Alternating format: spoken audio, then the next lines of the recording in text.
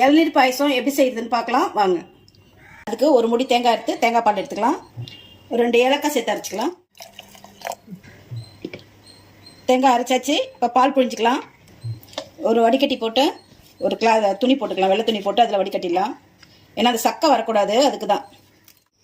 நல்லா டைட்டாக பிழிஞ்சு விடுங்க. ஒரு முடி அரைச்சி தேங்காய் பால் எடுத்தாச்சு. 2 தடவை அரைச்சிருக்கோம். அதை 4 ஸ்பூன் சக்கரை சேர்த்துக்கலாம். மில்க் மைட் வந்து நம்ம தேவையான அளவுக்கு சேர்த்துக்கலாம். நல்லா கலக்கி விடுங்க. சக்கரையும் கரையணும். நம்ம இப்போ இதில் வந்து நம்ம வேறு எந்த பால் சேர்க்கல, தேங்காய் பால் மில்க் மைட் சேர்த்துருக்கோம், அவ்வளோதான். அதனால தான் இப்போ அடுப்பில் வைக்காமலே நம்ம செஞ்சு முடிச்சிடலாம். அதை ரொம்ப ஈஸியாகவும் வேலை முடிஞ்சிடும். ஸ்வீட் எடுத்து கொடுக்க லைட்டாக சால்ட் சேர்த்துக்கலாம். முந்திரி சேர்த்துடலாம்.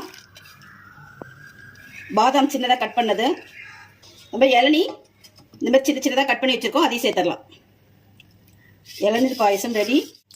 இந்த ரெசிபி உங்களுக்கு பிடிச்சிருந்ததுன்னா நீங்களும் செய்து பாருங்கள்.